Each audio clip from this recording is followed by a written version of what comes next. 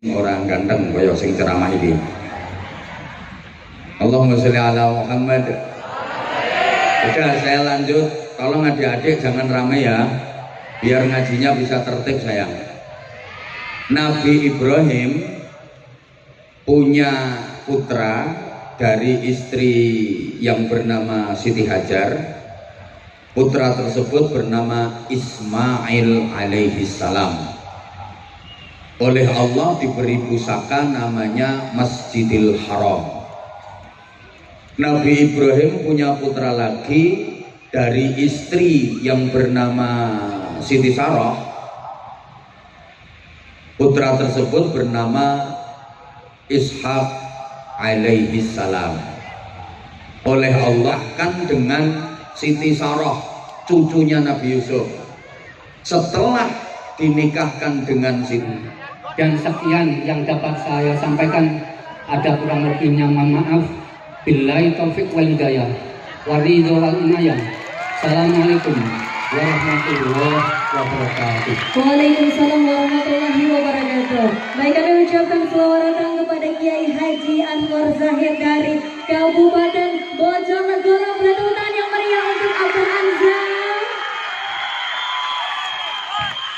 Baik hadirin jamaah pengajian yang berbahagia, bersama-sama kami akan ngaji bareng bersama dengan Kiai Haji Anwar Zahid. Beliau merupakan seorang ulama terkenal dari Kabupaten Bojonegoro. Beliau adalah pendiri sekaligus pengasuh pondok pesantren Sabilun Najah.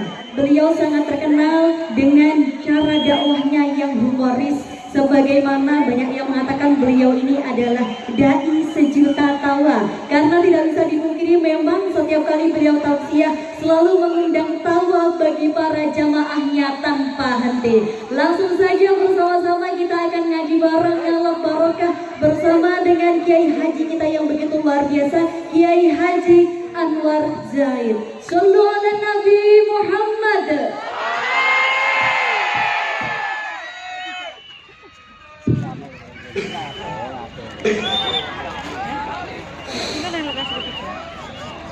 Assalamualaikum warahmatullahi wabarakatuh.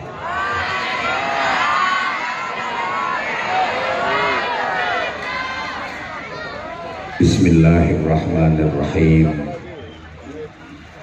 Alhamdulillahilladzi faddala bani Adama bil ulumi wal a'mal.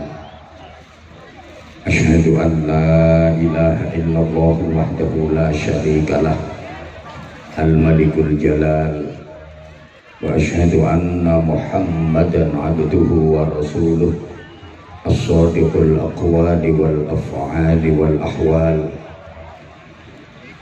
Allahumma salli wa sallim wa barik ala sayyidina wa maulana Muhammadin ala kulli hal wa fi kulli hal wa ala alihi wa ashabihi ahli sidqi wal kamal. Subhanaka la ilma lana illa ma 'allamtana innaka antal alimul hakim. Rabbi shrah li sadri wa yassir li amri wahlul 'uqdatam min lisani yafqahu qawli waj'al li waziran min ahli. Allahumma nawwir qulubana wa quluba dzurriyyatina wa quluba jama'atina binuril Qur'an wa nuril ma'rifah wa ilmil mukasyafah wal basyirah. Ya Fattahu ya Alim, iftah qulubana wa qulubahum futuhal arifin birahmatika ya arhamar rahimin. Amma ba'du. Ulama anal ajilla wa masyayikhna al-a'izza, para alim ulama, para pengasuh pondok pesantren, bapak-bapak kiai, ibu-ibu nyai, bil khusus pimpinan pondok pesantren Darul Istiqomah, Fadilatul Mukarram Bapak Kiai Nahuri Muslim SPDI, Bapak Kiai Zainal Arifin BA, Bapak Kiai Muhammad Ghufran Zain Al-Alim SPD, bersama segenap kepengasuhan pesantren, keluarga dalam, majelis asatid, kepengurusan pesantren, juga para sesepuh yang dimuliakan, yang kita taklimi, Forkopimda yang berkesempatan hadir atau yang mewakili, yang sama-sama kita hormati Pak Camat, Pak Kapolsek, Pak Dan Ramil, kemudian Kepala Kementerian Agama Kabupaten Ponorogo,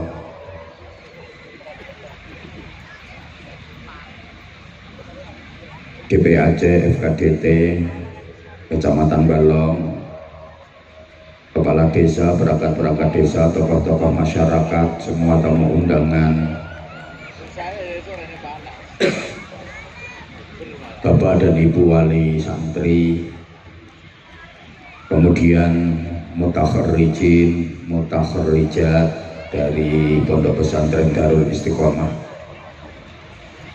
adik-adik santri putra dan santri putri, hadirin hadirat, mustami'in mustami'at, seluruh jamaah, mudah-mudahan semuanya dikaruniai panjang umur, sehat wa'afiyah fi ta'atillah, dikaruniai keselamatan zahiran wa batinan, dunyan wa ukhran, selamat akidahnya, selamat imannya, selamat keluarganya. Mohon keikhlasannya untuk membaca suratul Fatihah kita hadiahkan kepada muassis, pendiri dari pondok pesantren ini, beserta seluruh orang-orang yang ikut berpartisipasi dalam memperjuangkan pondok pesantren Darul Istiqomah. Mudah-mudahan amal baktinya, pengabdiannya, perjuangannya diterima baik dan mendapatkan pahala yang agung di sisi Allah Subhanahu wa taala. Al-Fatihah. A'udzu billahi minasyaitonir rajim. Bismillahirrahmanirrahim. Alhamdulillahirabbil alamin. Arrahmanir rahim. Maliki yaumiddin. Iyyaka na'budu wa iyyaka nasta'in. Ihdinas shiratal mustaqim. Shiratal ladzina an'amta 'alaihim ghairil maghdubi 'alaihim waladdallin. Rabbighfirli wa liwalidayya wa lil mu'minina amin ya rabbal alamin. Fatihah sekali lagi para jamaah, dengan niat berdoa memohon kepada Allah Subhanahu wa taala, mudah-mudahan negara kesatuan Republik Indonesia yang kita cintai bersama dijaga keutuhannya oleh Allah, dijauhkan dari musibah, bencana, dan mara bahaya.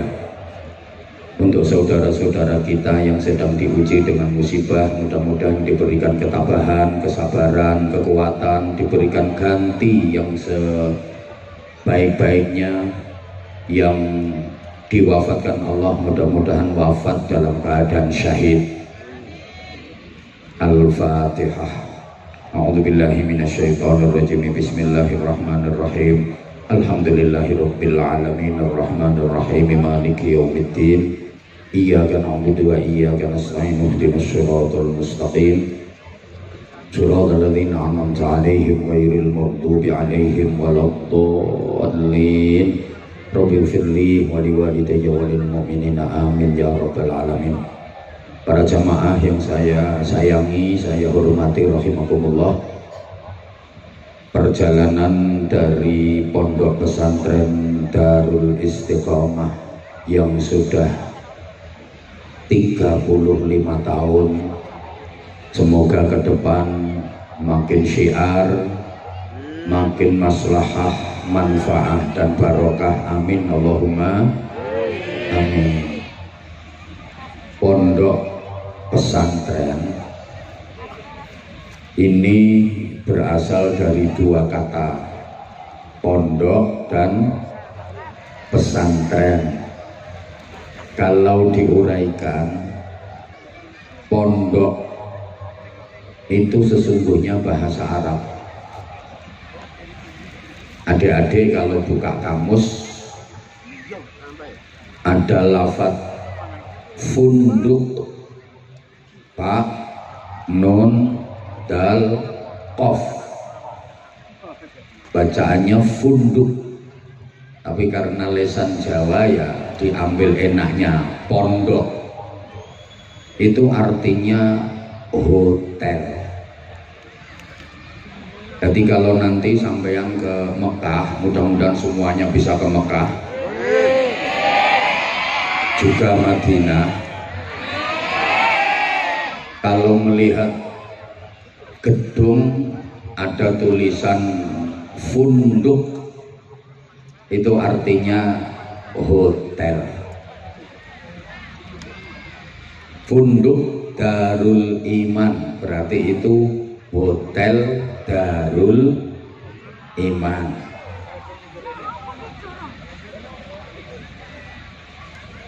Funduk Darut Taqwa berarti niku artinya hotel Darut Taqwa. Tapi karena orang Indonesia itu sukanya ke Arab-Araban, jadi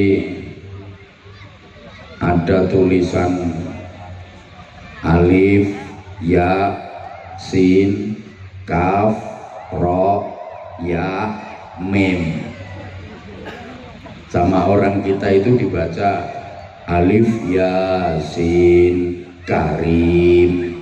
Padahal yang bener bacaannya es krim.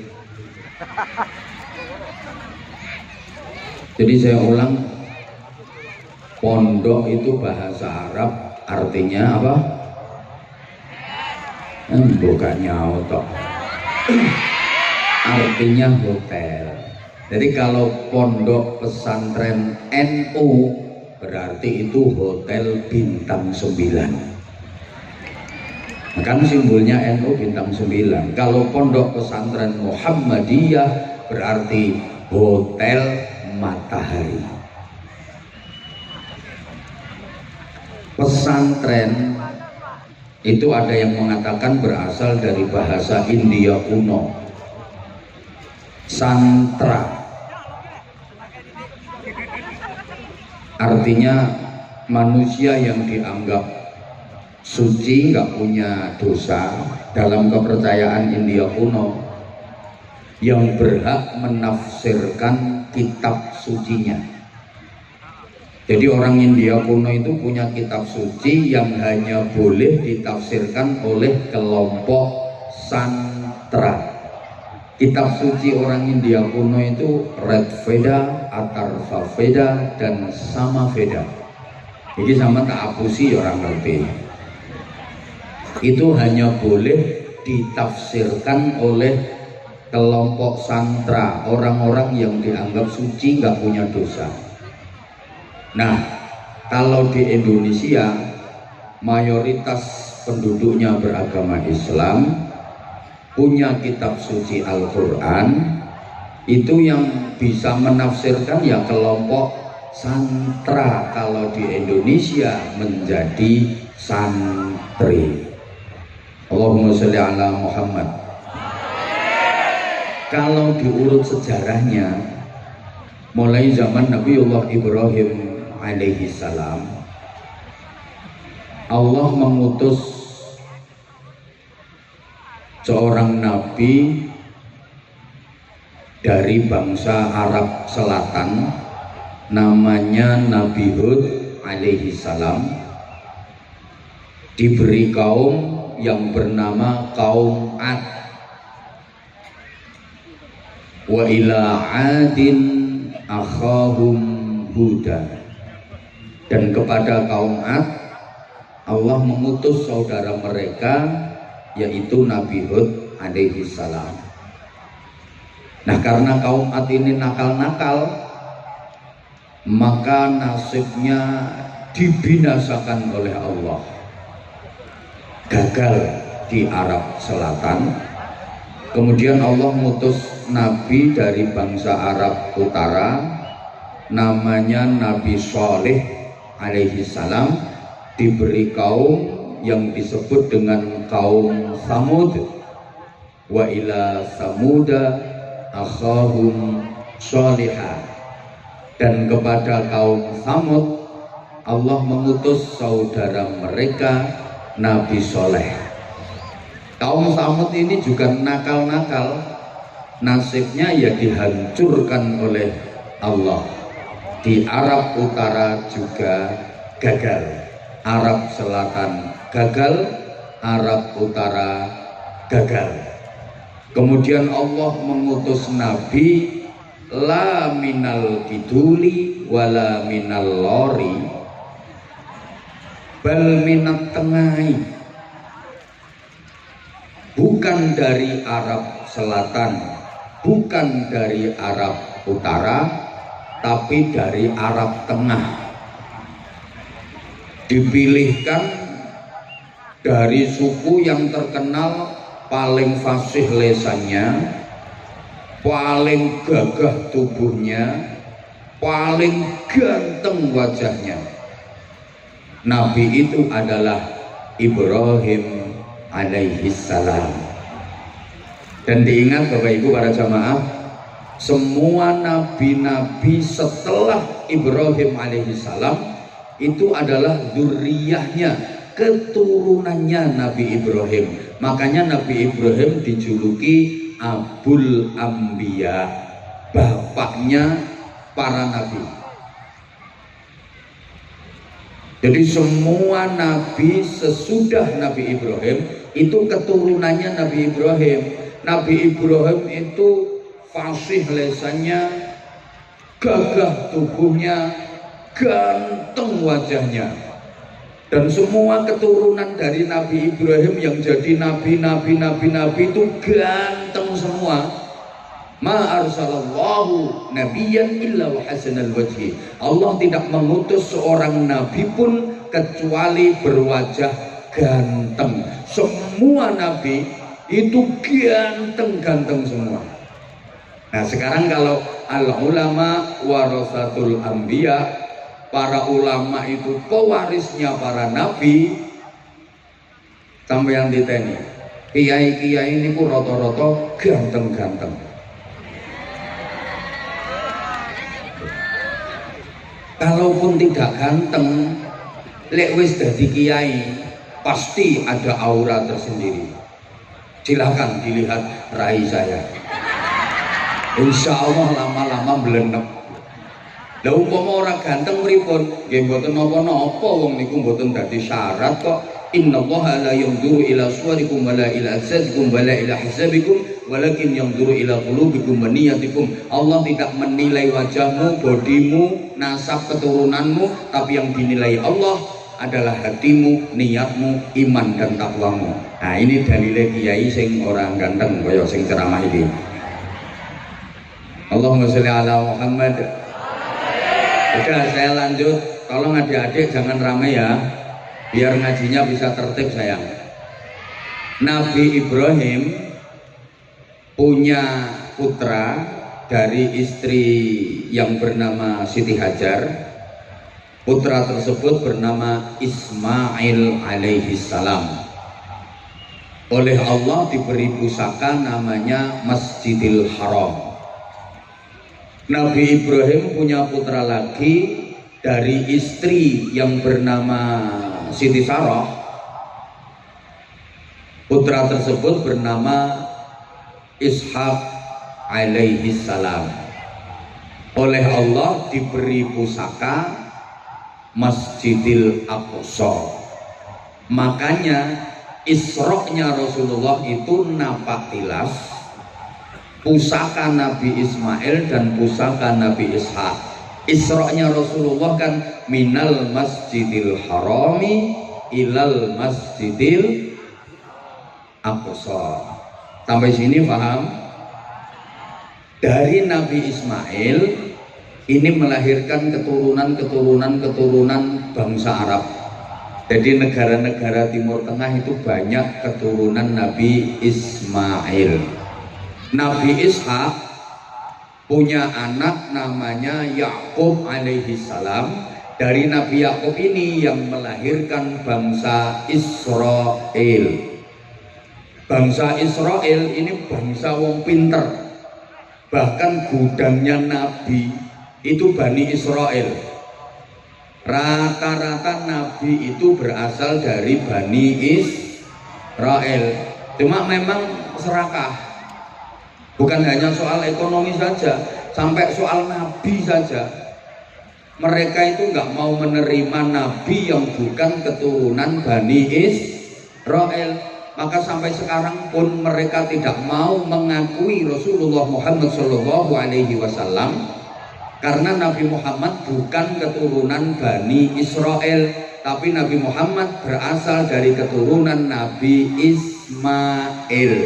Jadi bangsa Israel itu begitu. Kalau ada Nabi yang bukan keturunan Israel, itu berusaha untuk diisraelkan.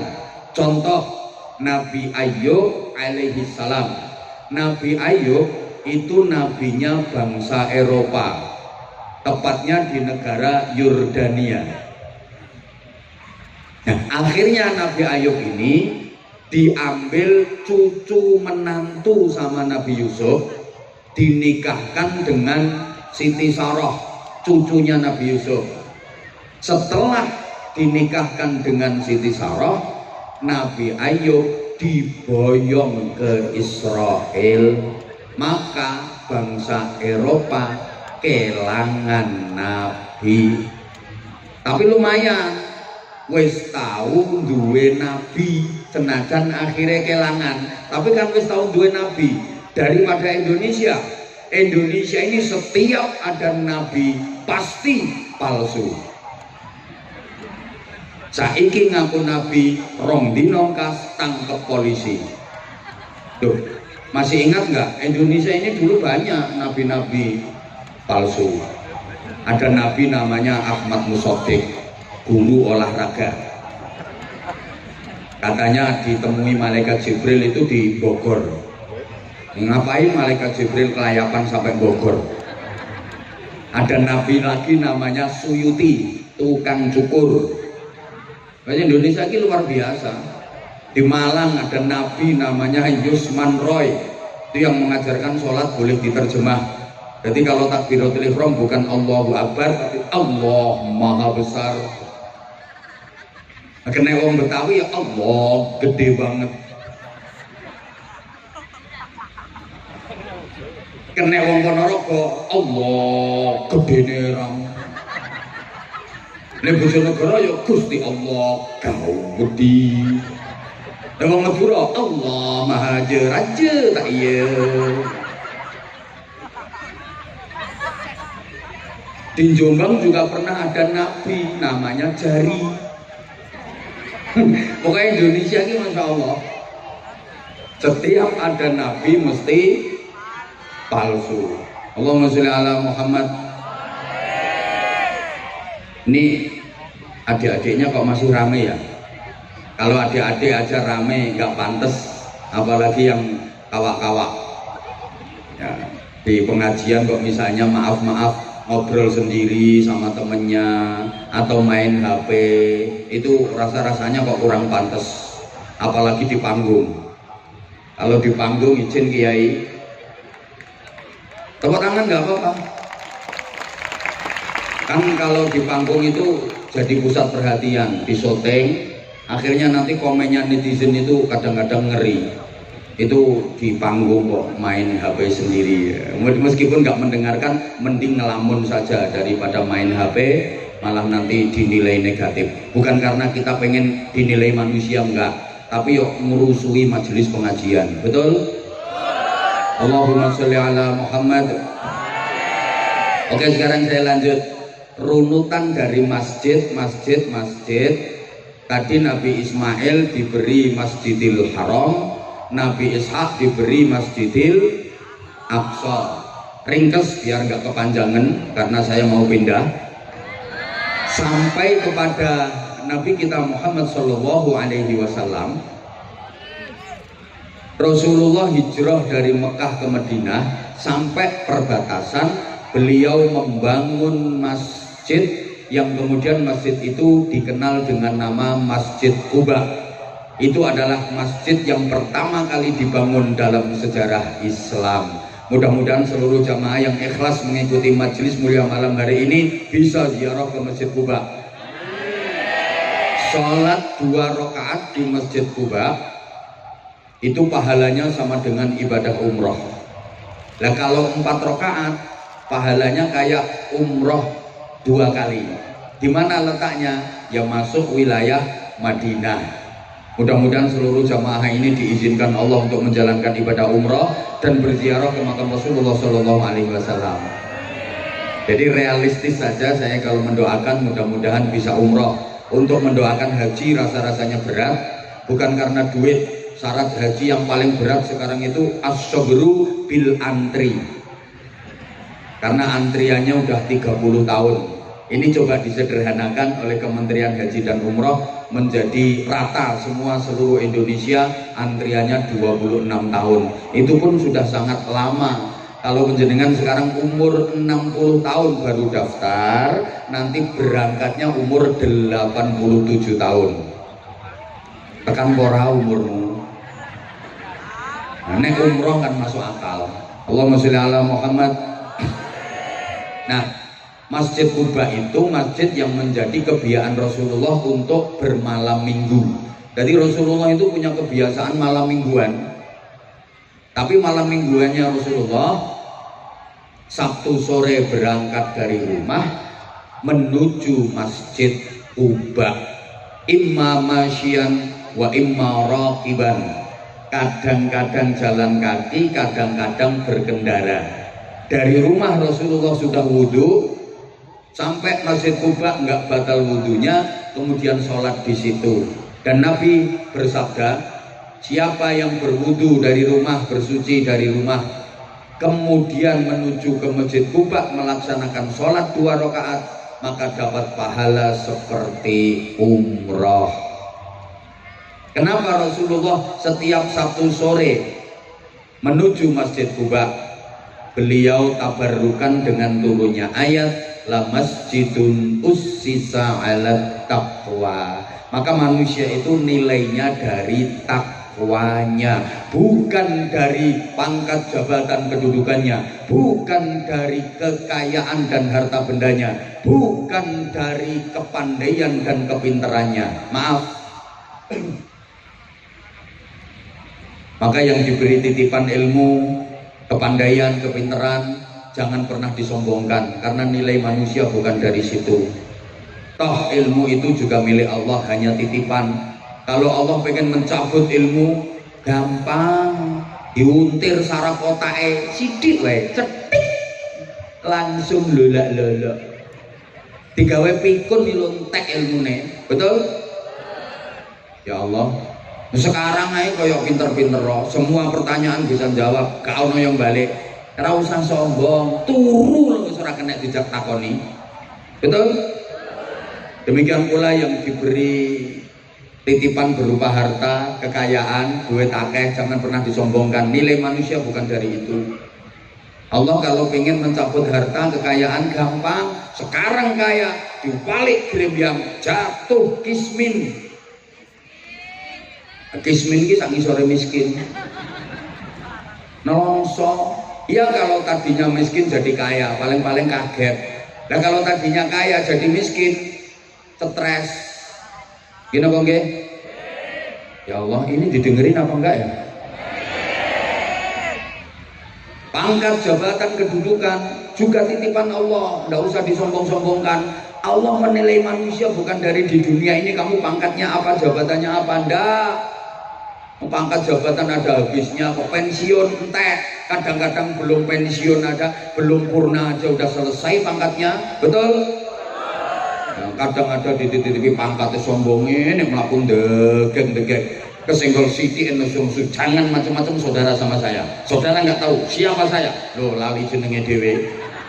Padahal pangkate apa? Wakil RT.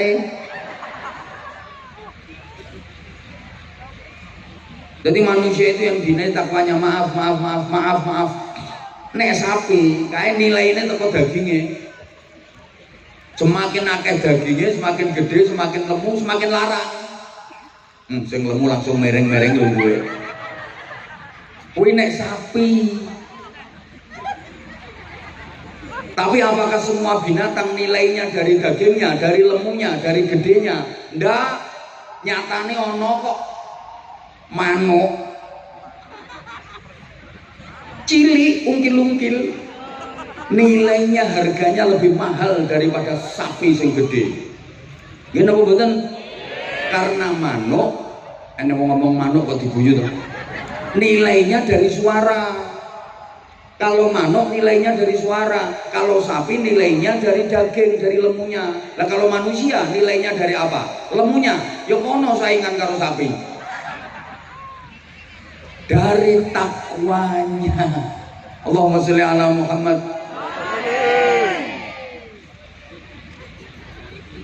Masuk ke jantung kota Madinah, Rasulullah langsung nyari tempat yang strategis untuk membangun masjid. Yang masjid itu sekarang kita kenal dengan nama Masjid Nabawi di Madinatil Munawwarah.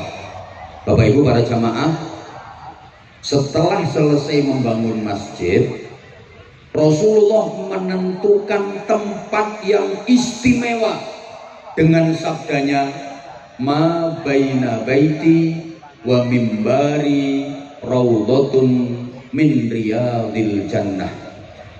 Tempat antara rumahku sampai dengan mimbarku adalah taman di antara taman-taman surga. Tempat itu sekarang dikenal dengan nama Raudhah, yang menjadi tujuan nomor satu siapapun yang ziarah ke Madinah, siapapun yang ke Masjid Nabawi. Target utama nomor satu mesti pengen ke Raudhah. Yang sekarang untuk bisa masuk Raudhah itu nggak sembarangan, harus antri dan pakai tasreh. Kalau nggak ada tasreh atau izin masuk, nggak bisa masuk. Kenapa tempat itu begitu istimewa? Ya karena Rasulullah saja menyebut itu adalah taman surga. Sholat, zikir, berdoa, iktikaf di situ sama dengan berada di taman surga. Masya Allah, rebutan ke mereka. Nah, kenapa tempat itu yang dinamakan taman surga? Kok bukan semua bangunan Masjid Nabawi disebut taman surga semua? Kok hanya tempat itu yang ukurannya kurang lebih 28 kali 16 meter, kurang lebih, saya sendiri nggak sempat meteri. Kenapa hanya tempat itu yang disebut taman surga? Kok enggak seluruh bangunan masjid disebut taman surga? Karena di tempat itulah Rasulullah mendirikan pondok pesantren. Di tempat itu Rasulullah mengajar sahabat-sahabatnya, mendidik murid-muridnya. Jadi pondok pesantren itu mulai zaman Rasulullah sudah ada. Ini modelmu kok kaya ora percaya ngono diomongin. Halo?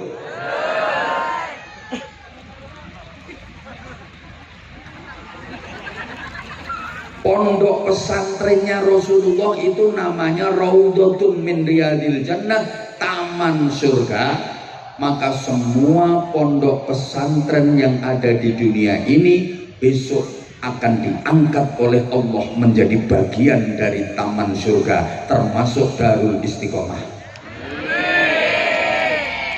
Lah penghuninya siapa? Ya semua yang berkaitan dengan pondok pesantren, yang ngajar, yang belajar. Jadi ya kiainya, bunyainya, ustadz-ustadzahnya, pengurus-pengurusnya, santri-santrinya, sak wali santrine mlebu swarga. Nek sahriyae ora telat. Dan semua orang yang ikut membantu dan mendukung perjuangan pondok pesantren minimal seneng karo pondok pesantren. Soalnya ngapunten kadang-kadang ana wong iki nanggone lingkungane iki ana pondok pesantren wis ora melu nyumbang, ora dukung, ora ndongakne, malah ngrusui. Wonten napa mboten? Ora usah kaget. Sandinge sumur, sandinge jeding, sumur jeding untuk bersih-bersih. Sandinge kuwi mesti ana peceren, ora usah kaget. Halo? Perjuangannya Kanjeng Nabi yo dirusui Abu Jahal, Abu Lahab. Mboten usah kaget. Sama nek berjuang terus wonten penghalang, ono aral, ono rintangan, wis niku gandengane. Allahumma sholli ala Muhammad. Nah, Bapak Ibu para jamaah rahimakumullah, santrine Kanjeng Nabi niku nggih kathah saking tebih-tebih. Wonten santri sing berasal dari Jerman, namanya Suhaib Ar-Rumi. Cobi toh, niki wong Eropa, dari Romawi Jerman datang ke Madinah, mondok ten kene Kanjeng Nabi. Wonten saking Asia Barat, Persia, namanya Salman Al-Farisi, mondok ning kene Kanjeng Nabi. Bahkan wonten saking Afrika, Bilal bin Rabah. Mulane pondok pesantren serius, pondok pesantren sepuh tingali, santrine rak saking tebih-tebih. Makanya pondok pesantren itu nek wis tenanan, santrinya dari jauh-jauh. Sampeyan titeni to pondok-pondok pesantren sing wis serius tenanan-tenanan nih kok, santrine tuh ado-ado. Mulane ngapunten lek santrine lagi mutek sak RT rong RT yo aja berbangga diri dulu. Niku nembe rodok pondok. Kiai nek serius niku santrine mesti saking tebih-tebih. Iki ngrungokne ora to wong-wong iki.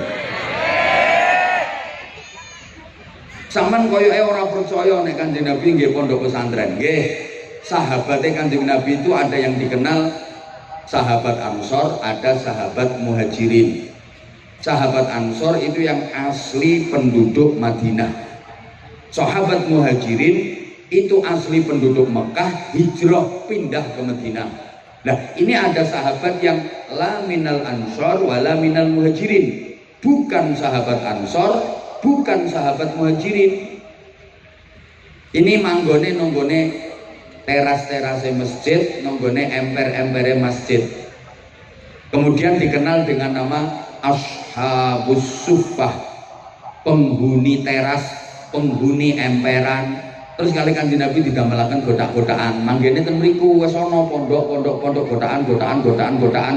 Tinggalnya di situ, mondok di situ. Kepala pondok pesantrennya namanya Abdurrahman bin Sakhr yang kita kenal dengan nama Abu Hurairah. Allahumma sholli ala Muhammad. Nah, Rasulullah mengasuh pondok pesantren bersama dengan istrinya yang bernama Sayyidah Aisyah bintu Abi Bakr Siddiq radhiyallahu anhu.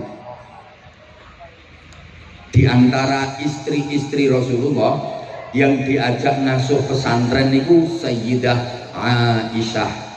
Makanya kanjeng Nabi dawuh, sepeninggal Sayyidah Khadijah wafat, kanjeng Nabi dawuh, inna ahabban nisa ilayya Aisyah wa inna ahabbar rijal ilayya abuha. Wanita yang paling aku cintai di dunia ini adalah Aisyah. Sedang laki-laki yang paling aku cintai di dunia ini adalah ayahnya Aisyah, Abu Bakar Siddiq. Kenapa istri Rasulullah yang paling dicintai Sayyidah Aisyah? Apa karena beliau cantik? Ternyata bukan. Bukan karena beliau cantik. Memang Sayyidah Aisyah itu cantiknya luar biasa. Sampai Rasulullah manggilnya itu mesra banget. Ya Humairah, wahai yang cantik putih kemerah-merahan. Kalau di sini kayak mana ya Aisyah itu ya? cantiknya ya. Izin dan ini ya, kesempatan saya ya pas gini tok ini dan. Kayak penceng ya ngaco.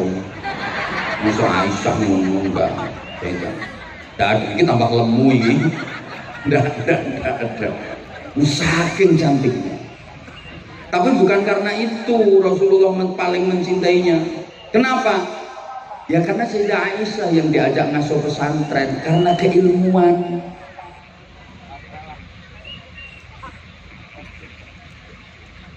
Rasulullah mengajar sahabat. Kemudian para sahabat mengajar muridnya. Yang generasi muridnya sahabat itu disebut tabi'in. Napa Bu? Pisan maneh? Sampeyan kersane ngertos selama ini kan mek krungu tabi'in bi'izan ila yaumiddin. Tapi ditakoni tabi'in ya apa? Mbah, pokoke tabi'in. Generasi tabi'in niki murite sahabat, lek sahabat murite Kanjeng Nabi. Ayo tuh sayang nyaut. Sahabat ki murite Kanjeng Nabi. Lah nek tabi'in murite sahabat. Ngoten. Lah sampai generasi tabi'in ini didhawuhaken farubba muballighin au'a min sami'in. Akeh wong sing dikandani luwih bisa madai ilmu tinimbang sing krungu langsung. Sing krungu langsung teko Kanjeng Nabi para sahabat. Kalau tabi'in ora krungu langsung teko Kanjeng Nabi, tapi dikandani para sahabat. Banyak generasi tabi'in yang lebih bisa menampung ilmu dibanding para sahabat. Makanya kalau kita teliti Bapak Ibu para jamaah, khususnya ustadz dan ustadzah, disiplin keilmuan dalam Islam itu banyak yang lahirnya pada generasi tabi'in. Kayak ilmu tafsir, ilmu usul fikih, ilmu nahwu, itu lahirnya pada masa tabi'in. Zaman sahabat belum ada. Sampeyan pernah dengar Sayyidina Abu Bakar Siddiq bahas nahwu misalnya, Sayyidina Umar bin Khattab bahas sorob? Tidak ada. Allahumma sholli ala Muhammad. Jadi disiplin keilmuan berkembang pesat, melahirkan berbagai macam disiplin ilmu itu pada generasi tabi'in. Nuwun sewu. Makanya biasanya pondok pesantren akan mengalami masa keemasan itu di generasi ketiga, cucu. Saat ini Darul Istiqomah kan baru generasi kedua, betul? Astagfirullah, orang nyaut nih. Pendirine sampun sedo. Saat ini namanya generasi kedua, belum masa keemasan Istiqomah, Darul Istiqomah. Harus tetap optimis. Biasanya nanti puncaknya pada generasi ketiga. Putra-putrane beliau. Nek beliau iki sik dereng niki ngomong sik kaya ngene modele. Ijen dia ini.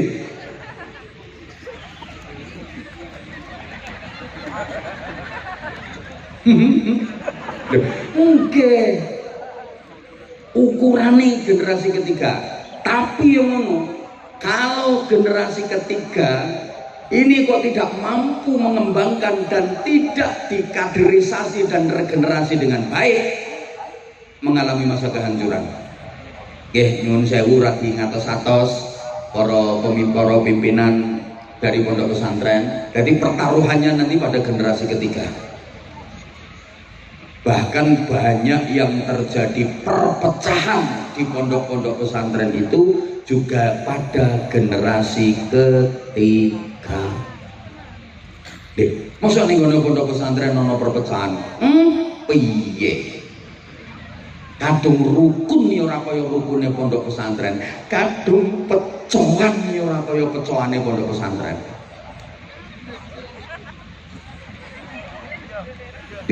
Kula ngemotake. Halo.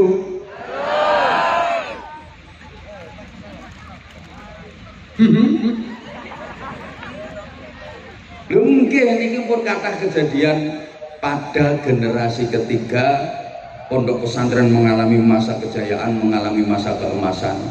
Tapi juga banyak pada generasi ketiga itu pondok pesantren mengalami masa kehancuran. Artinya kehancuran itu ya entek santri ini hanya tinggal nama. Loh, saya tidak memeden-medeni, enggak. Tapi bagaimana para sahabat mendidik murid-muridnya tabiin menjadi generasi-generasi hebat, sehingga ini bisa dijadikan ukuran.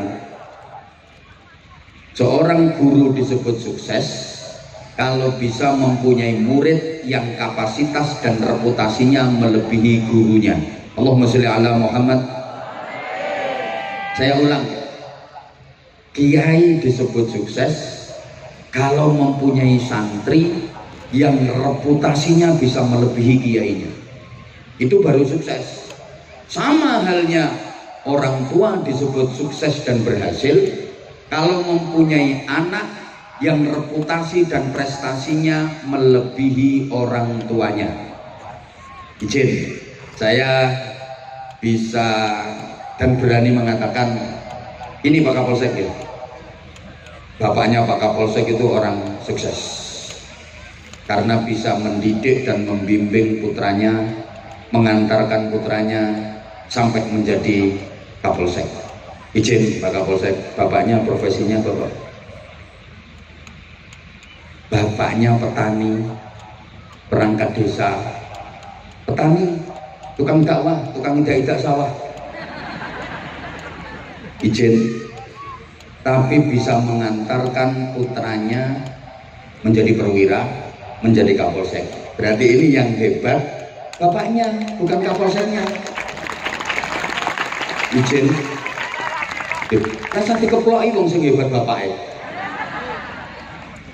Nah, Pak Kapolsek ini berhasil apa enggak, sukses apa enggak, lihat nanti putra beliau. Nah, kalau putra beliau bisa jadi Kapolres, sukses ini Pak Kapolsek. Lah nek bapaknya Kapolsek kok putrane Hansip, gagal berarti Kapolsek. Izin dan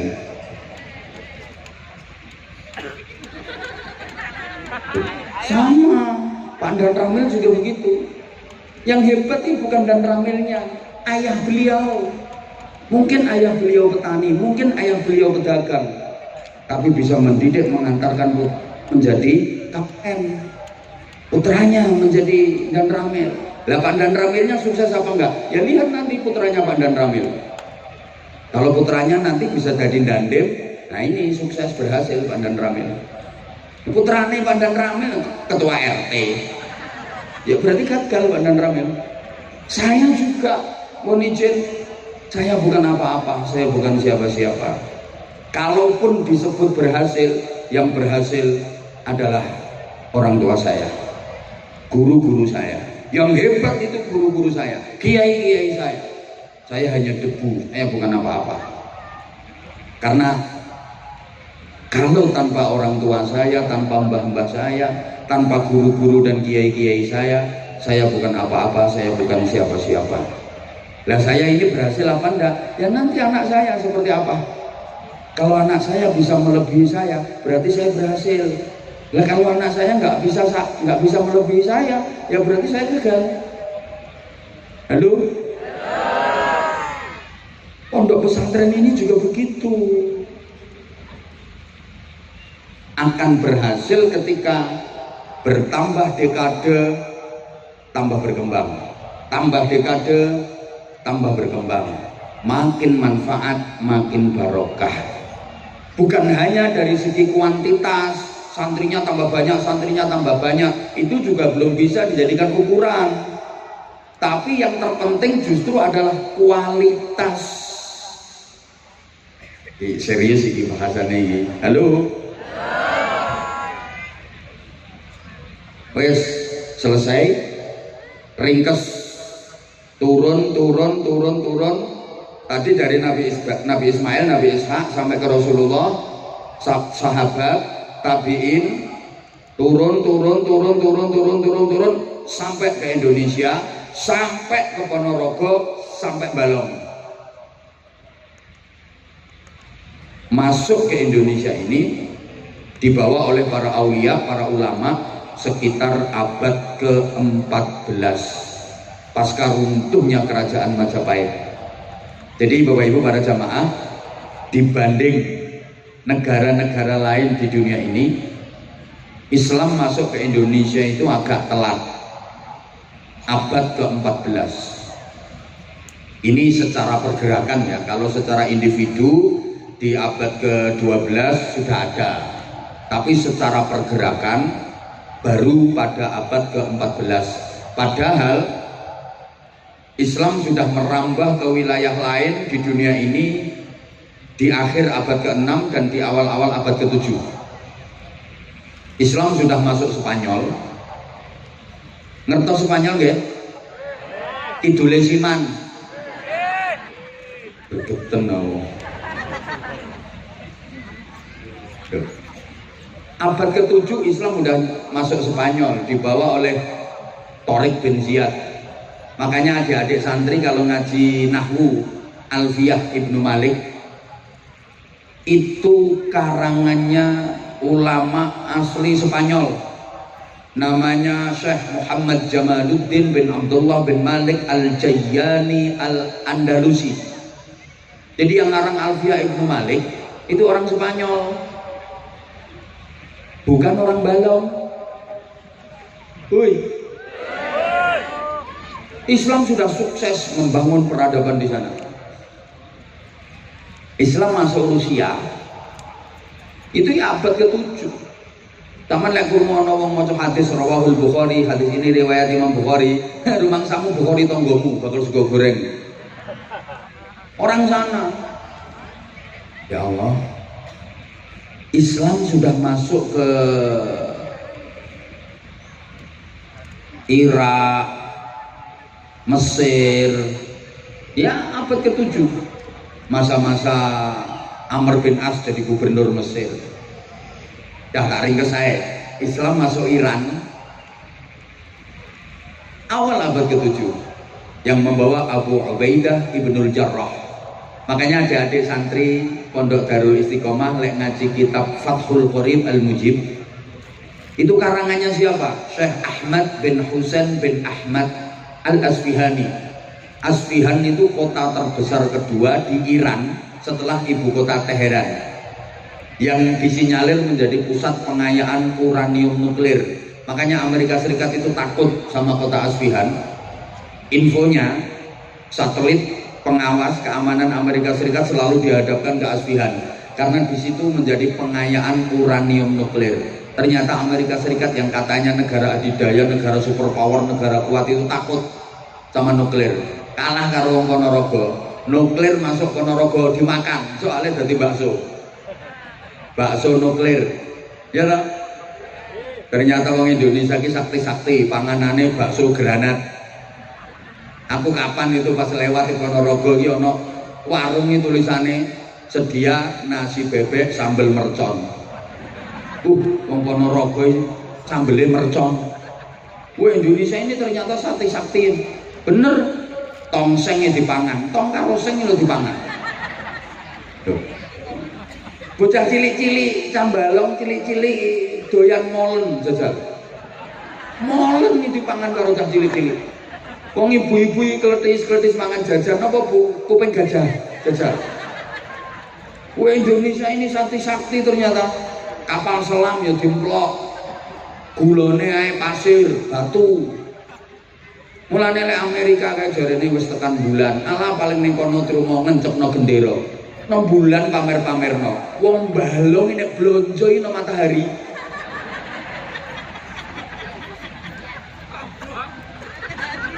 Ya ora kobong. Ya Allah ya Karim. Wes. Jadi Islam masuk ke Indonesia abad ke-14 itu dibawa oleh para wali terus sampai masa penjajahan. Ini nanti bagaimana peran ulama, kiai, santri dan pondok pesantren untuk Republik tercinta ini. Pada masa penjajahan, mohon izin Pak dan Ramil, Pak Kapolsek, yang menggelorakan semangat patriotisme untuk melawan kolonialisme. Aduh, kakek isme ini jelas bingung. Muga-muga sing tak omongi paham. Soalnya kita sing tak omongi iki wonge ayu-ayu tapi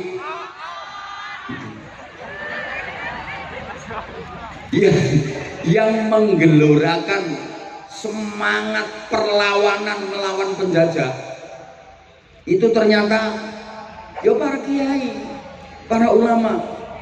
Loh, kenapa kok para kiai, para ulama? Bukan tentara, bukan polisi. Izin, waktu itu tentara belum lahir, apalagi polisi belum belas. Izin dan memang iya kok, belum lahir. Masyarakat itu kalau ada urusan apapun larinya ke kiai. Dulu, halo,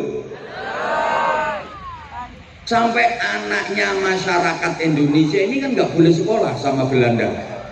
Dan nanti kalau anaknya orang Indonesia ini sekolah, pinter-pinter, wah bahaya, bisa melakukan perlawanan kepada penjajah. Nggak boleh sekolah.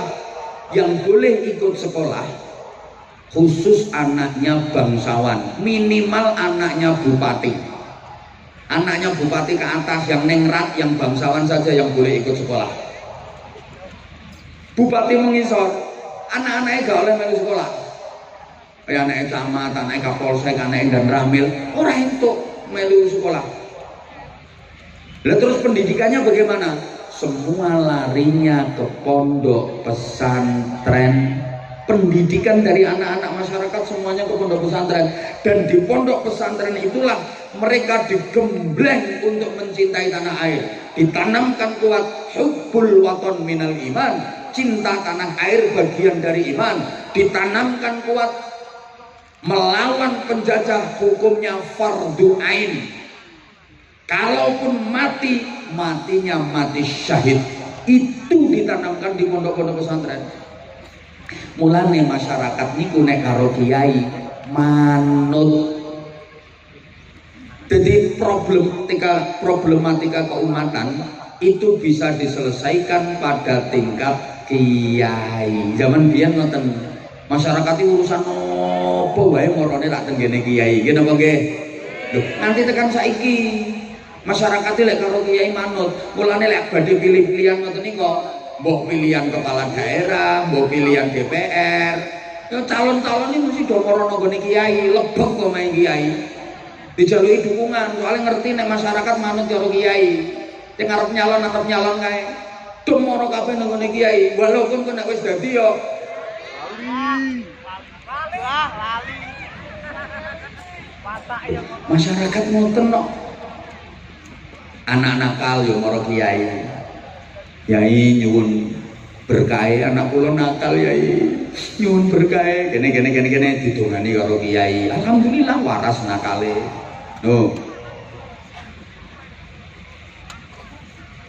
Yai bojo kula meteng tuwa pun 11 wulan kok dereng lahir-lahir to yai.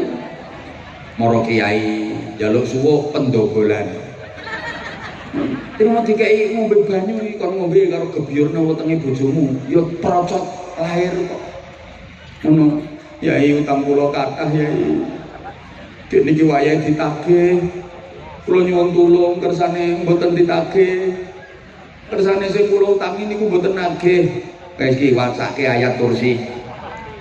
Mangke lepas mandalladzi yashfa'u indahu waca sing dawa baru illa biizni.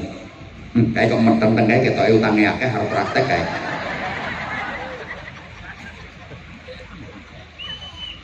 Ngono ya ora ditagih tenan kok. Utang kula kathah yai nyuwun dongane kersane cepet lunas. Gampang. Wacake ayat kursi ping 10.000 tanpa ambekan. Ya. Lunas sak wong-wonge. Ono apa mawon wong biyen niku para kiai yo. Yai bojo kula niki kok cerewet eram. Esuk ngomel lawan ngomel sore ngomel kula nyuwun donga sing kena nggo bungkem cangkeme wong wedok ya. Gampang kae wacake summum bukmun umyum fahum la yarjiun. Jadi paringi padahal kiai ini nembe berarti celaku bojone.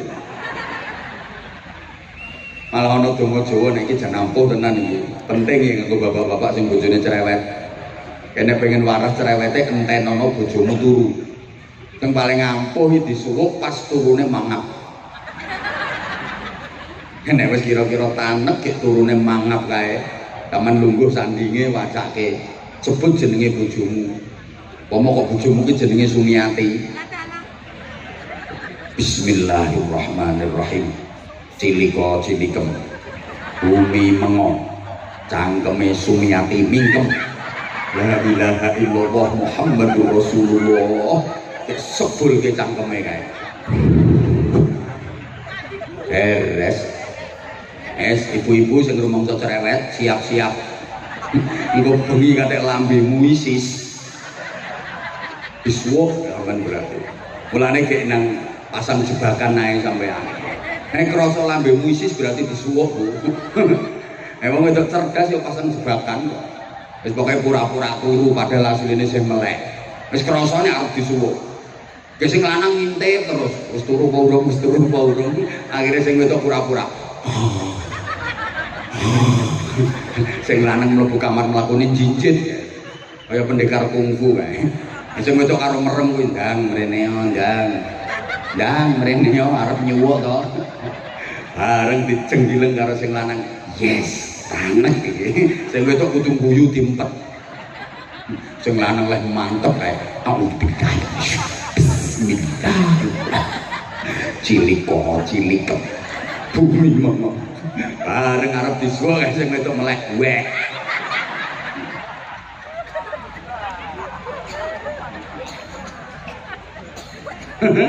Lho, biyen ngono kok.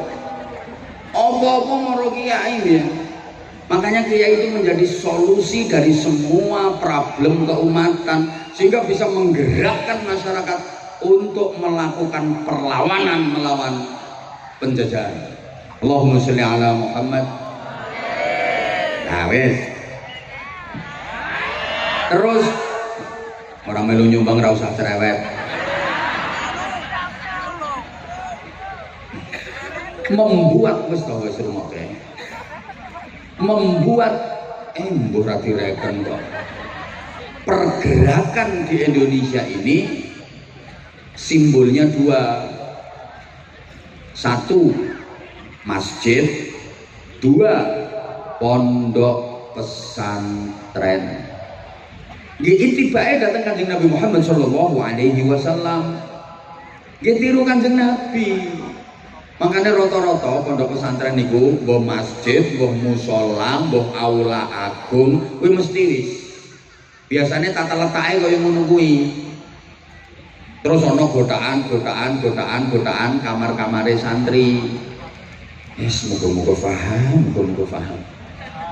Kae nek cara pewayangan kae gunungan kuwi simbol masjid.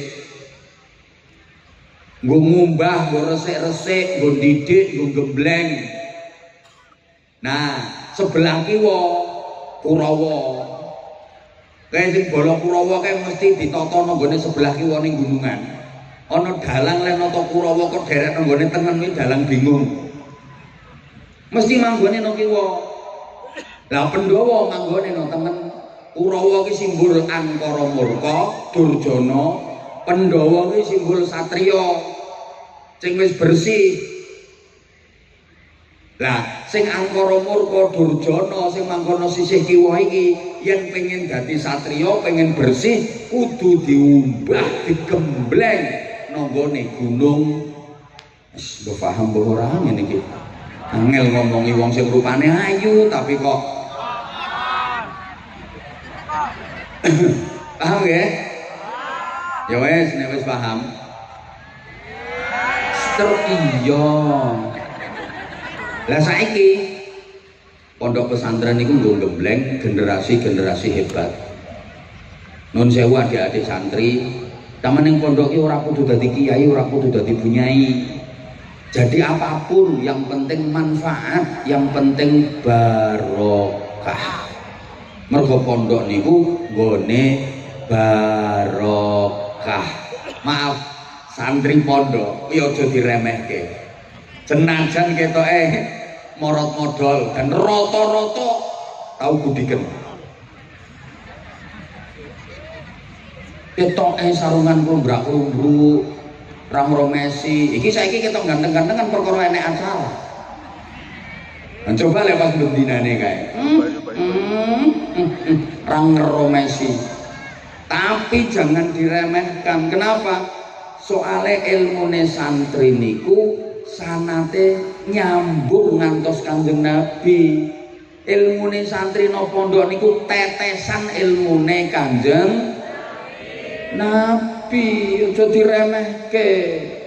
Ki waktune sayange ora cukup iki. Lah saiki sing disebut ulama ki sing piye? Soalnya pondok iki nggon gemblengane. Ada beberapa kriteria, di antaranya satu, rijalul ummah. Bareng.